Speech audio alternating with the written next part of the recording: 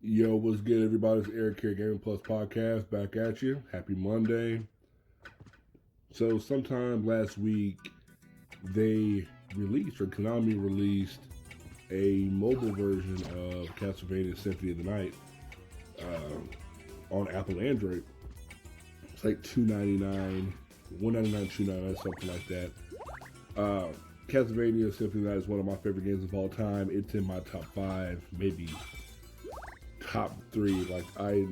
This is one of my favorite games. Like, no joke. I already have it on my Xbox One. Had it on my 360. Had the original on PlayStation 1. Beaten the game numerous times. I'm in love with the Castlevania franchise. It's one of my favorite franchises of all time. So when I saw the Symphony of the Night was released on mobile, I had to at least look into it. I've never played a mobile game that I enjoyed. So, a little history on that. Mobile games that are very action oriented, like where there's a lot of controlling to do. Like, I wouldn't want to play Mega Man on mobile. Before last week, I wouldn't want to play Call of Duty on mobile. Anything like that. Point click games, whatever. But actually having to use like a virtual D-pad, I've never been a fan of that, just because it just seems like you don't get the accuracy or the responsiveness that you would get from a traditional controller you would hold in your hand. So I go on the Play Store, because I have an Android device, Note 10 Plus if you're wondering. Looked it up. Like I said, it was like $3. It's under $3. So I was like, you know what? For $3 for one of my favorite games of all time, I can sacrifice the $3 to check this out. And I am so happy that I checked it out, because downloading the game, booting it up, and just playing it, I was like, yo, this is insane. Like, this controls really good. And anyone that's played Castlevania before, especially Symphony Night, you know how like twitchy that can be, like with the precision jumps you have to do and all that type of stuff. And it's awesome. Like, I'm not gonna say that it's like flawless, because it's not. Again, it's still a touchscreen. But I've put 3 hours into this game, maybe, beating a couple bosses, and it was like, yo, this feels good. This is enjoyable. Like, the sacrifices I'm making on the keyboard, which aren't many, or on the controller, which aren't many, it doesn't override how much fun I'm having playing this game. Like, I'm playing the game, and I don't feel like it's changing my overall experience at all. Excuse me. Which is astounding. Like, I want to see more games come to mobile like this, because I'm just having a serious amount of fun. The game is also compatible with Bluetooth controllers, which I haven't done yet, which is kind of a testament to how well it controls with just the touchscreen. That I have the option and access to Bluetooth controls, and I haven't done it yet. I do want to do it, because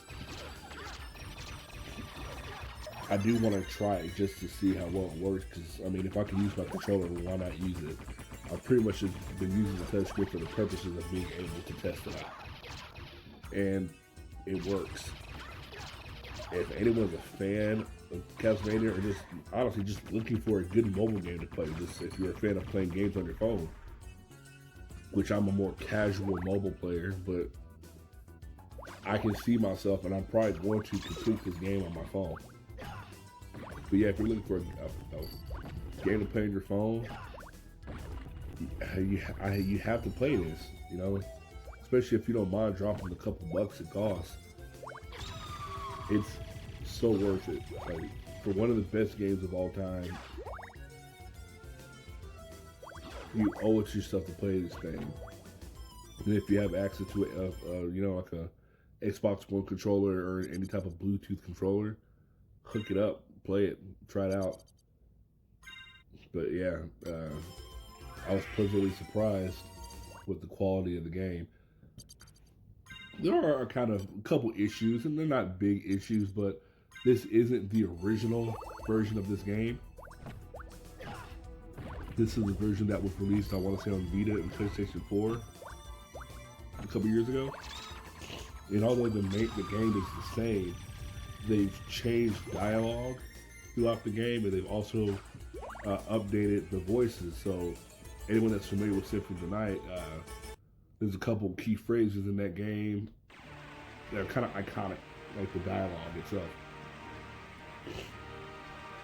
Whereas it was cheesy and kind of bad at that time, it's kind of like, for any fan of the game, it's kind of grown on us. You know what I mean? Like,